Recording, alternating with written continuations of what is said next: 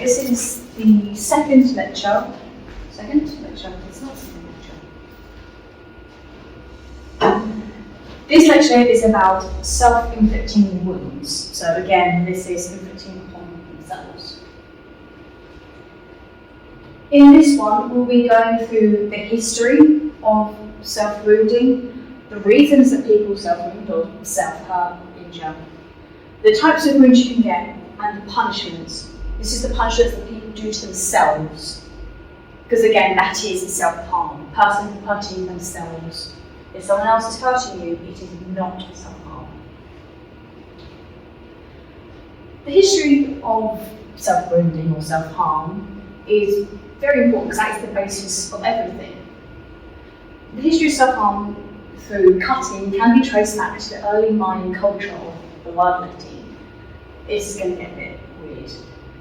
Now this can go to self-sacrifice or self-mutilation, which is common. It is common to be blood drawn by jabbing spines through the ear or the penis for men.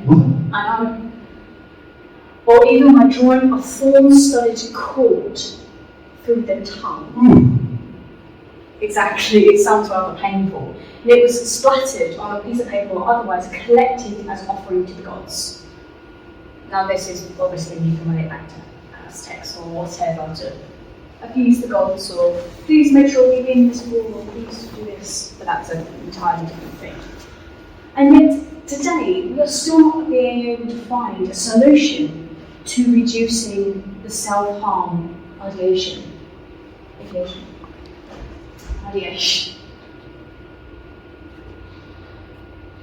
Now, there obviously are links to videos that you can visit and websites that you can visit if you download the PowerPoint presentation from the Open website. Now, this is reasons to self-harm is simple and yet it's complicated due to the lack of understanding we have of it. And I'm afraid that the lack of understanding is not primarily a health condition, but it is still being missed by so many professionals and so many people who claim to know what it is. Down here we have a small chart of what it can go for. It's just an endless cycle. So, such as shame or grief, emotional suffering, emotional overload, panic, then there's self-harm, temporary relief, but then you relapse and go back to the beginning again. It's like walking in a circle. It's not going to stop. It's just continuously there. There are many different types of wounds that people can do to themselves. In the most severe case, these are some of the ways of inflicting self-harm or self-wounding. Now, self-injury can involve any of these behaviours, so the usual stereotypical cutting, burning or branding with hot objects. Again, if you're stupid enough to let people do it to you, that is not self-harm. Excessive body piercing or tattooing, again, lines get crossed between people self-harming and people not.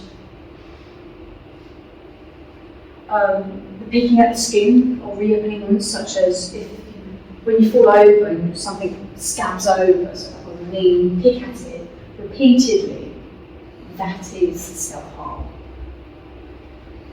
Hair pulling, which does have a scientific name, which is up there, and I'm not going to attempt to say it because I'm pretty sure that I wouldn't be able to.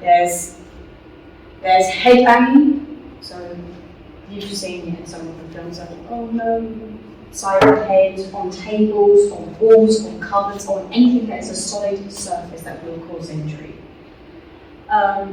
Hitting themselves with a hammer or any other object. It doesn't necessarily need to be heavy, but that is usually the case.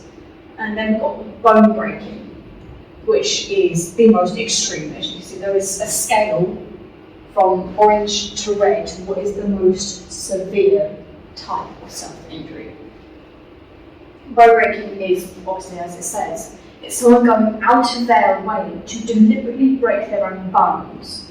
They could come up with excuses, oh, I fell off a wall, I fell down the stairs, I I slipped, some vague excuse that they have to try and cover up what they're doing. Now, you said that there are 6 reasons why people do harm themselves. And this is to distract themselves, which is to remove their attention, which is what was said in the first lecture. They're in some form of a stressful situation, or a situation that can't be controlled by them. It's to move their attention away, or to regain control over their own mind, their experience. It is because they feel so overwhelmed and so powerless, they need to find some form of way of controlling what's going on. Releasing tension, that is a fairly common one that people think of. To feel something physical, if you're not feeling emotions, if you can't feel anything, you feel, oh, I'll hurt myself because that used to make me cry when I was younger. It makes you feel something. To express themselves or to communicate. People aren't necessarily good with their words, and this is something that we've forgotten, to talk and just to listen. Or to punish themselves because they feel like they haven't done enough, they weren't strong enough, they weren't brave enough, so they feel they have to punish themselves for not being, in their own minds, good enough for something, or they should have done something, or they shouldn't have done something. Or it's just to experience a temporary feeling of intense euphoria that occurs in the immediate aftermath of self-harm. If they cut too deep, they could feel the panic, they could feel the adrenaline, and it just makes them feel something which links back in with the number 4, to feel something. Because again, remember, self-harm is doing it to yourself, but not doing it to put yourself or your life in danger. There are distraction methods for people who self-harm and a way of taking back control. The self-harm is stating that they do not feel complete in who they are. Some part of them is missing. They are expressing the need for help to relieve pressures that have built up over time. It can be a short period of time, such as a week or even a day, to long periods of time. This can stretch on for years. Unavoidable events, such as bullying, it is as a mechanism of release for the traumatic experience. And as we go on, children are finding more horrible ways to get to you, to get to, not even just children, adults, anyone. We have social media, we have physical people bullying us. There is no escape no matter where we go. So the overwhelming feeling of hating themselves, you've been bullied, there must be something wrong with you. Or it's not just bullying, it can be anything. Just the overall feeling of you've been put in that situation because there's something wrong with you, and you start to hate yourself, and thus relieving the tension of hurting themselves to feel some form of release. Now, these are mainly associated with overwhelming thoughts and emotions, such as I just explained. Now, these can be released by more of one form of self-harm. Again, cutting is the generally picked as it happens as a form of self-harm. It's the most common that we are aware of. The release forms some strong emotions in self-harm. It's taking back control.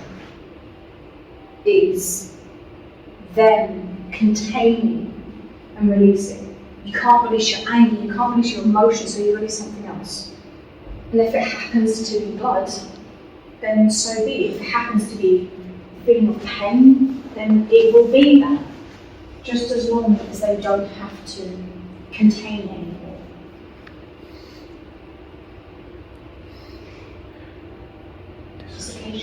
Disassociation. And disassociation refers to a self-harmer that needs physical presence of pain. This is people who generally disassociate, generally have experienced a negative effect of some kind and just taken them away from themselves from that event. Disassociative self-harmers genuinely believe that the negative experience has happened to them. They merely believe that they have seen this happen to someone else, like a family member or even a person in society. And those whom that self-harm and lack self-expression can articulate the reasons for the event. Professionals should realise that a person who lacks self-expression would not be challenged to answer any questions, should not be challenged to answer any questions. If you're annoyed and someone keeps pressing you and poking you and nudging you, you don't want any of that. You don't want to deal with it because it's making you get angry. It's stressing you out. Exactly as someone's pushing you to answer a question you didn't want to answer. Now, in Module 2, we'll be looking at more ways to help such people come to terms with how to express themselves more. But the problem is, if you go to a doctor or anyone that claims to be professional in self-harm, they'll want you to answer questions, and even frustrate yourself. People only want to be listened to and talk to you in their own terms, in their own mind.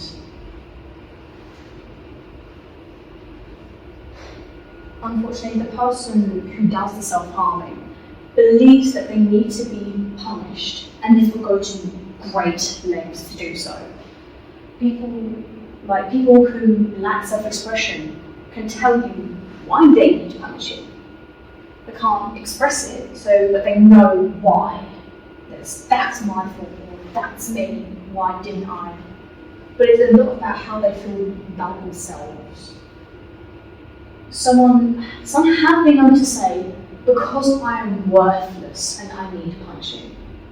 So they have in their own mind that whatever they're in, whatever situation, for whatever case it is, you are worthless and you need punishing. They can tell you that they can tell you why they think they're worthless. Judgmental practice, those who deliberately punish themselves will not help you.